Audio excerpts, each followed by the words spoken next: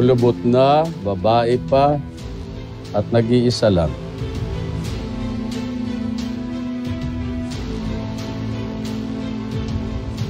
Don't get me wrong. Pero kabobohan ito eh. Mga bobo kayo dahil ang laki-laki ng perang nakukuha ninyo sa akin, pero yan lang. Ivan, Nak, dapat ikaw na to. Dapat hindi ko na pinaproblema ito eh. Sensya na po. Julio. Ayusin mo. Matalino ka naman eh, alam ko yan. Boss Julio, baka pwede po natin tignan. Mukhang marunong po siya makipaglaban. Magaling ka lang sa babae. Marunong daw makipaglaban. Marunong daw.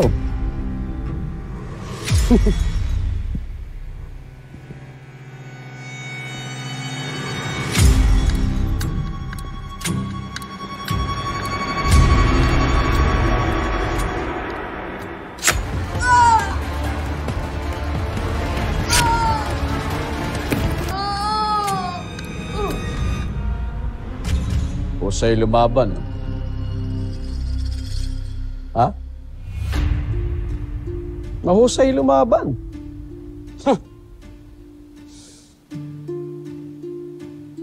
Bumawi kayo.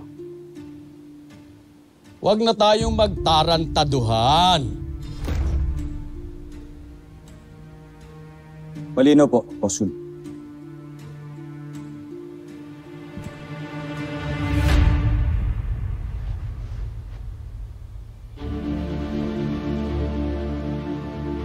Asa si Tigril? Boss, nahuli ho siya ng mga pulis. Boss, pasensya na, hindi ho namin. Okay.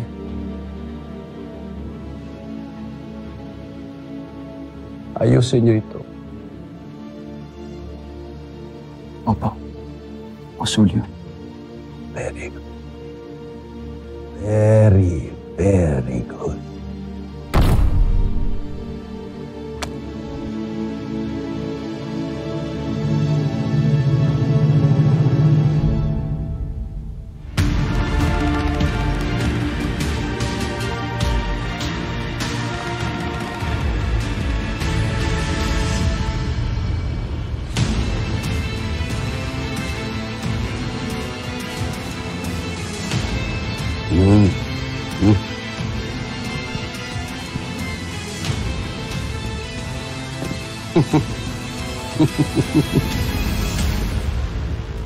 Apo. Tanga! Damputin niyo matanda.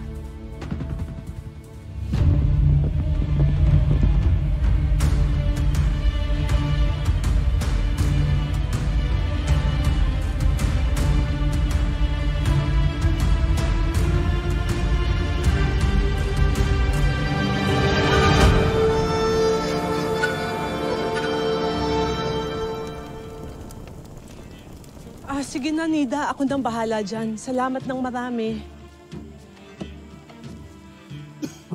Ay, naku, Lolong. Ano ba naman yung pinasok mo? Alam mo naman na susugatan pa rin tayo sa pangil ng buwaya.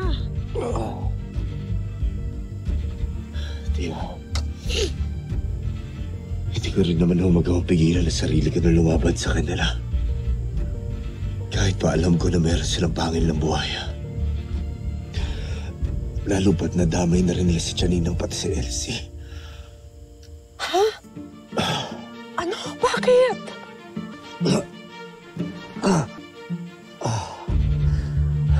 Bahas naman na ho yung kalagayan nila ngayon. Kaya alam mo... Ano? Ano kaya lang ano? Kaya lang akala ko, mahuhuli na ako ni Elsie na ako si Bangkil. Ako naman, Lolong. Hindi pa ba alam ni Elsie yun hanggang ngayon? Tia, Naisip ko lang ho kasi na kapag nalaman nila, maaaring malagay pa ho sila sa peligro. Kaya mas minabuti ko na lang ho na ilihim na lang ho sa kanila ang totoo. Naku naman, Lolo. Para kang si Kuya Raul. Ganyan-ganyan din siya nung bata pa kami. Ang hilig magtago ng sikreto.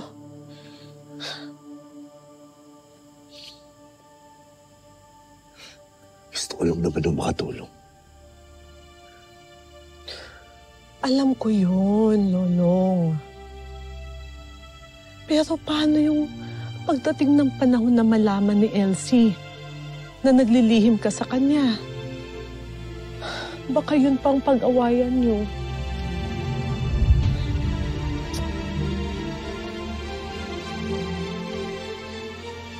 Tulog ka muna. Maraming salamat po sa inyo, Jack. Pahinga ka.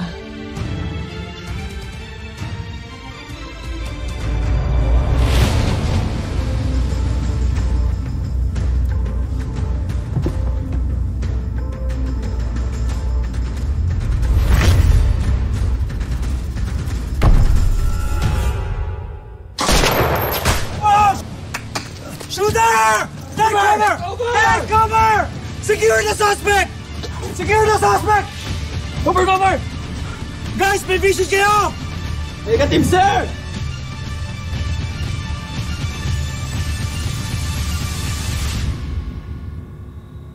Opo, ma. Sige na, wag na ho kayo mag-alala. Okay lang ako. Okay kaming lahat dito, oh. Oo, pero Ana, ang sabi ng doktor, kailangan pa daw magpahinga nitong si Elsie, kaya baka maya-maya pa kami makalabas. Ako salamat sa Diyos at wala pa rin nangyaring masama. Tumaas ang BP ko kanina nung tumawag ka eh. Ma, relax ka na. Okay, wag ka na masyadong mag-alala. Mag-isa ka pa naman dyan sa Korea. Basta, mag-iingat ka anak ha.